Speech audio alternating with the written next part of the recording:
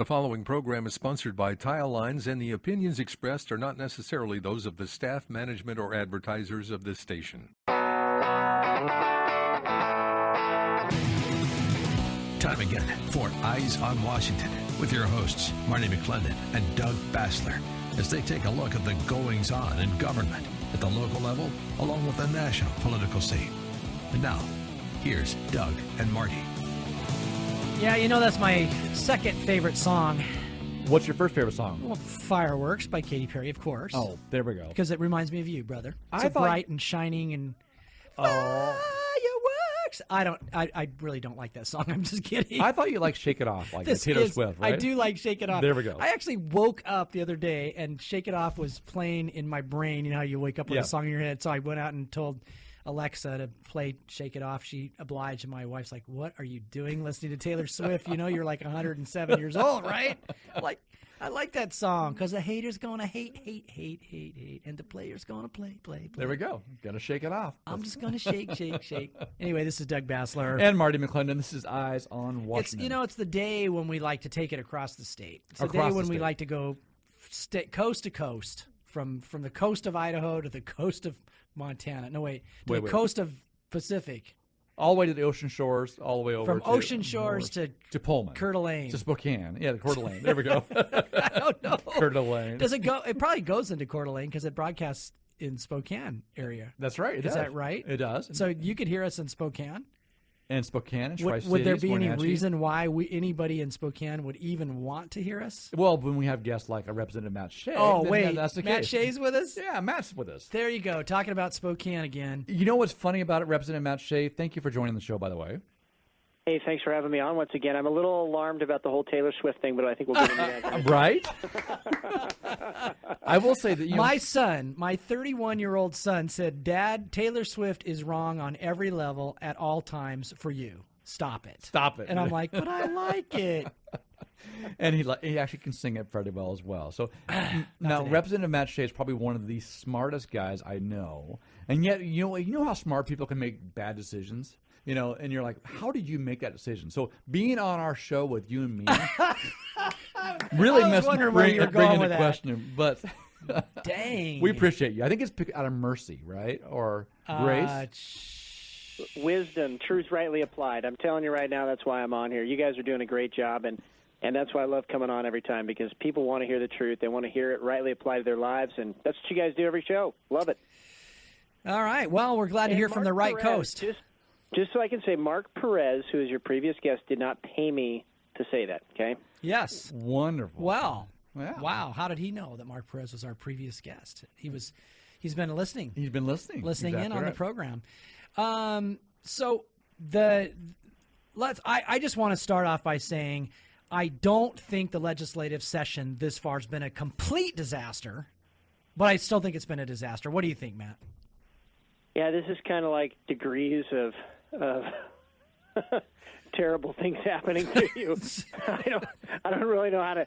I mean, there's some positives. I mean, we killed a lot of bills. We really did. But whether you're talking the abortifacient mandate or the abortion for all bill or the paid surrogacy or the ban on licensed Christian counselors, or you're talking about taking dues from families that are already struggling and then trying to quash debate. Yeah, there's been a lot of bad things that have happened as well. And I hope a lot of people out there understand that you may not want to be involved in politics, but ultimately politics will be involved in you and interested in you and your pocketbook particularly. Now, just that couple of paragraphs that he just talked about right there, each one of them could be a whole show. I mean, I'm just flabbergasted. This is what happens when we lose the majority in the Senate, when both houses are controlled by Democrats that have this leftist agenda. But before we get rolling too much, and I want to talk about Public Records Act, I want to talk about some of the stuff that's happened and it's being threatened to happen by our governor, Inslee, and the Democrats here.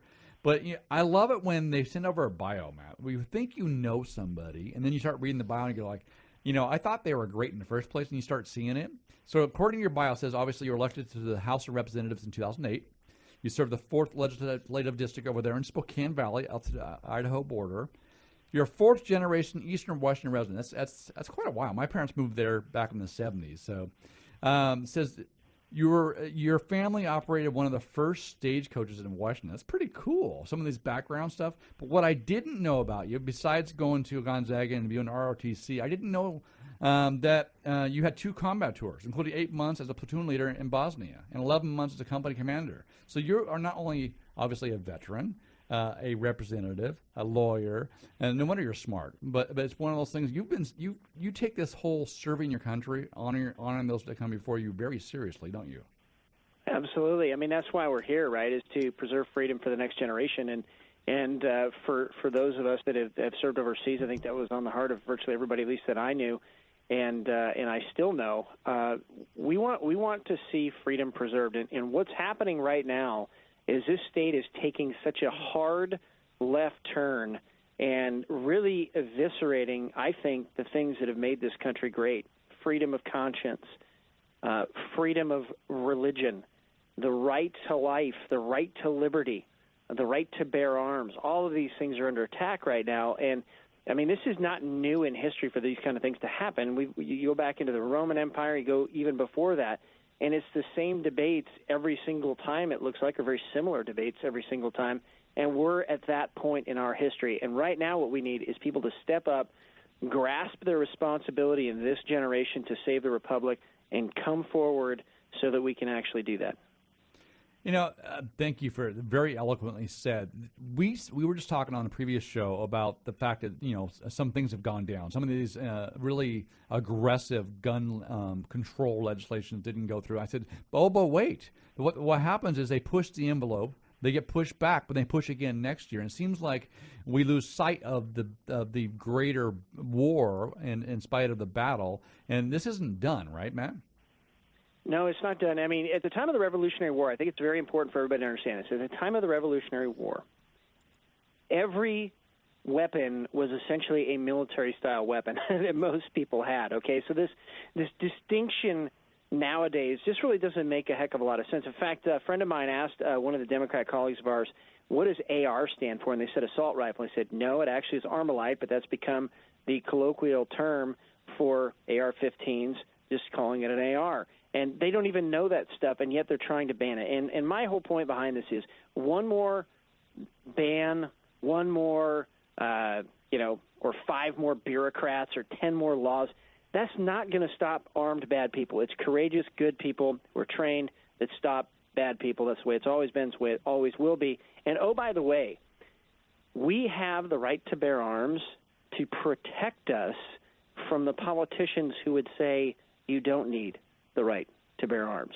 That was the entire intent of the Founding Fathers. It's very clearly laid out in the Constitutional Convention notes, and it continues today. So when we see, well, it's just a bump fire stock, Matt, it's just a piece of plastic.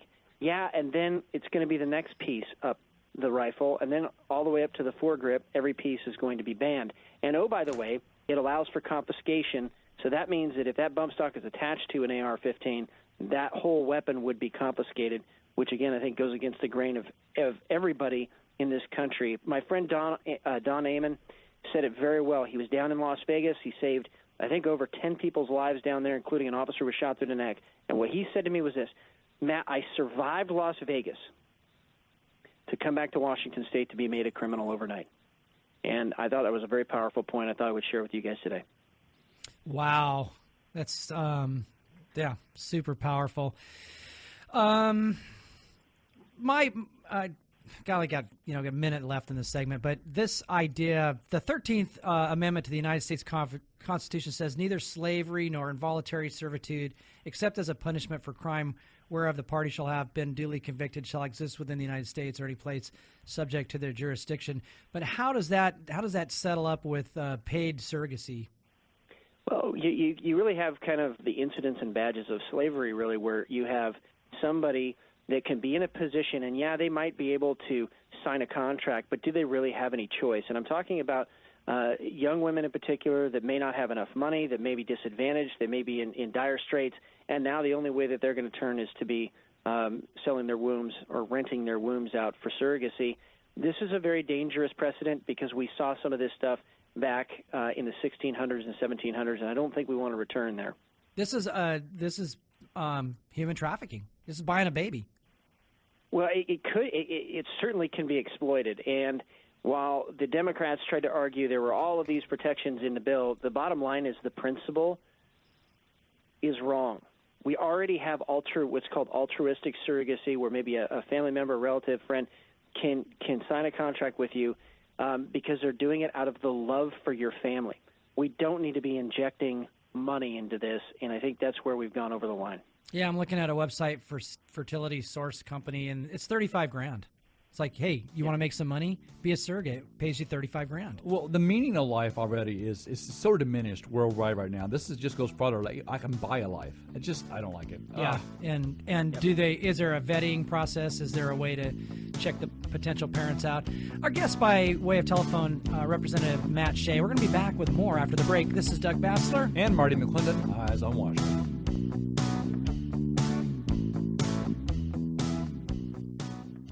Dennis Prager here. Tune into my show tomorrow morning at 9. But now we return to Eyes on Washington on AM 1590, The Answer.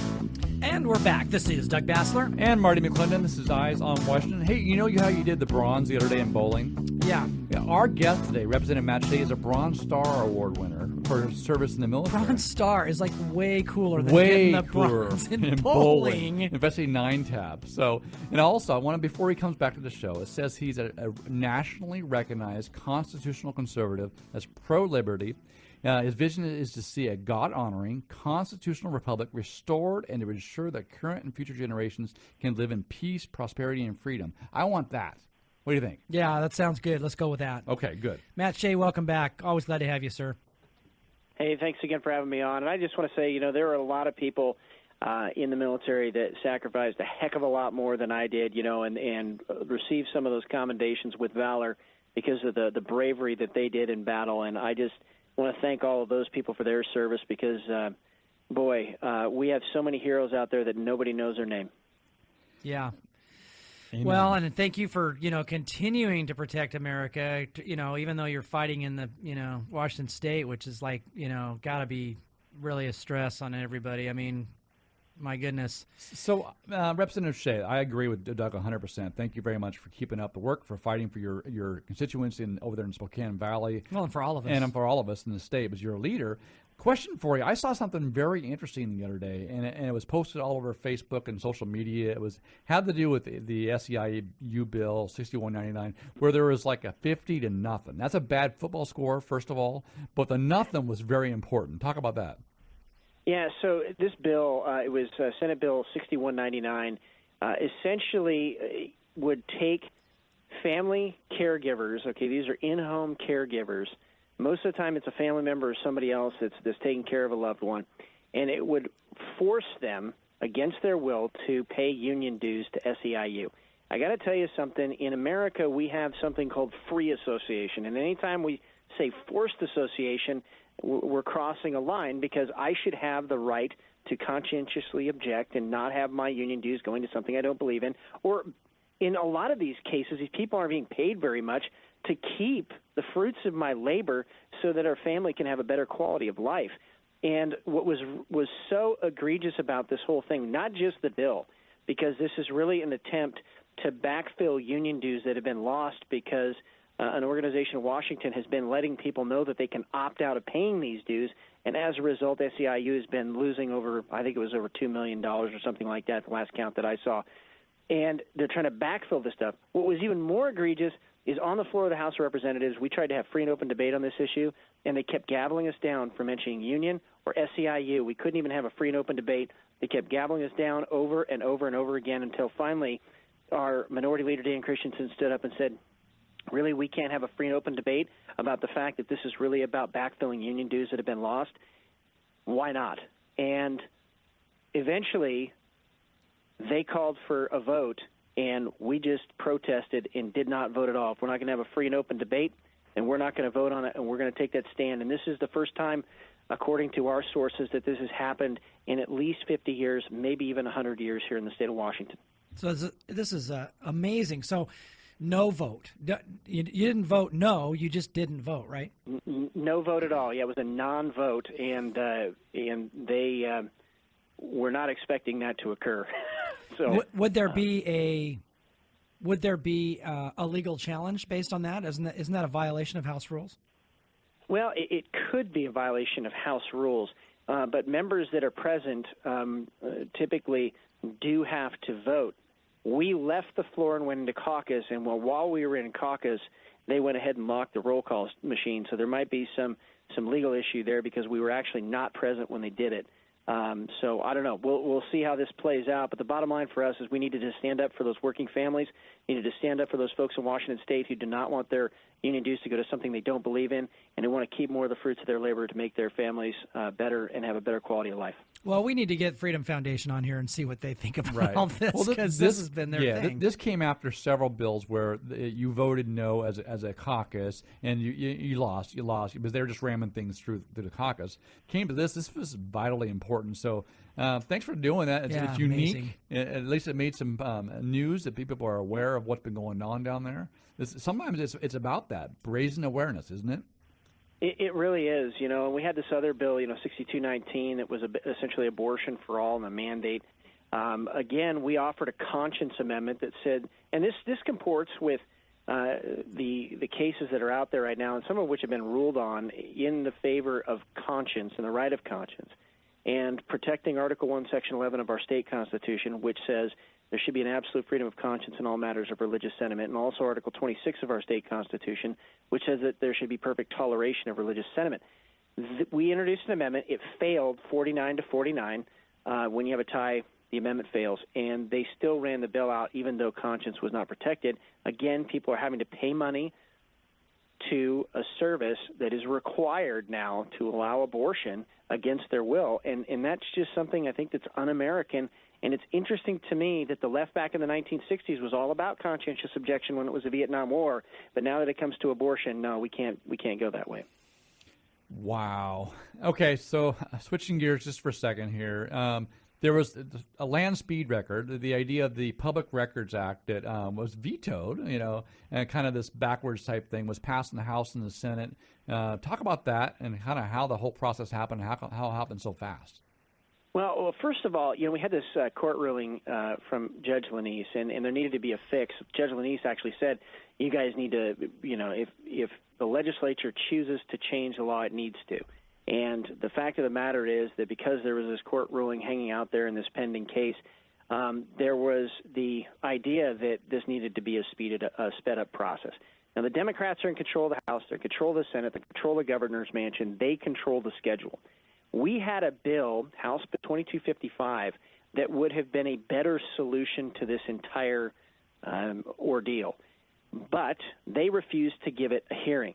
So instead, they went ahead and they brought this other bill out for the Public Records Act fix, and they brought the bill out.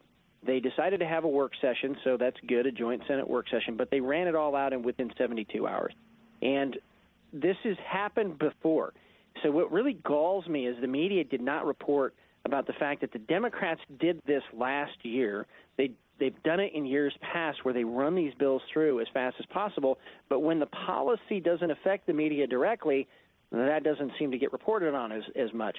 Now, they were very upset about this entire thing, and they quite frankly mischaracterized it. While it wasn't as good as the House Republican bill that was introduced by Representative Graves, it was a step in the right direction. We had been exempt from public records disclosure for 40 years. It's the way that the House counsel had always treated it. This bill would have expanded the disclosure, including lobbyist communications, while at the same time protecting whistleblowers. Now, again, 2255 would have been our preferred solution. There would have been more disclosure even than that, but they didn't give that a hearing. So now we're kind of happy the governor vetoed this. We had this decision to make, expand disclosure as much as we can right now. Okay, that sounds good. But really, we wanted to get House Bill 2255. And we've requested a hearing again on it, and it doesn't look like we're going to get there. Wow. Of course, a couple comments there is the media misrepresenting things that from the legislature. That's not a surprise, or things that want to be pro-citizen. But thank you for fighting on this. I understand, and thank you for bringing the truth, right, Doug? Yeah, absolutely. So you guys going to get out this week? I don't know. I would. If you'd asked me last week, I would have said yes. I don't know. the Democrat House members and the Democrat Senate members are talking with each other, but they're not really including us in the communication. And yet they just pulled a bill to the floor regarding the budget stabilization account, which would require 60% of the vote, will require some Republican votes, and they really haven't talked to our lead budget writer yet, which is unbelievable to me. So if we don't see something by tomorrow morning, we may not finish on time. Every time we talk to someone like Representative Matt Shea, we realize, again, how important these elections are and how important it is to have the majority in the House and the Senate, because they make all the rules, the timelines, everything, right, Matt? They really do. And, whether we're talking the Public Records Act, which we would have had a better solution on, or we're talking transparency and giving notices in time for people to come down and testify, not just from the west side of the state, but from actually eastern Washington as well, so we can have a true one Washington represented when we have hearings. All of these things are impacted by majorities, okay? They're the ones that control the schedule. They're the ones that control the notice of hearing process. They're the ones that control when things occur. They control whether or not a bill dies in committee, whether a bill dies in Rules Committee. They control all of that stuff, and that's what's so important for your listeners to understand. What we are seeing right now, this last week, I would say very clearly, was the most interesting, challenging, exciting week of my entire time in the legislature. And there was a lot of bad stuff that passed. But right now, everybody out there needs to understand that this is a dress rehearsal for next year, and that's why they got to get involved. Well, you heard it from Matt Shea. He's our state rep from the 4th in Spokane. Thanks, Matt. Appreciate having you. It's always our pleasure. Thanks. We're going to be back with more after the break. This is Doug Bassler and Marty McClendon. Eyes on Washington.